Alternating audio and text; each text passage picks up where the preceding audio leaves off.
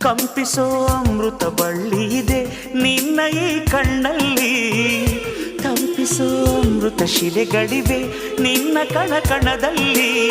ತಾಜ ಮಹಲ ಕರಗಿಸಿ ಎರಕ ಹೊಯ್ದ ರೂಪಸಿ ಹೊಗಳ ಮಾತುಗಳಲ್ಲವೇ ಅಲ್ಲ.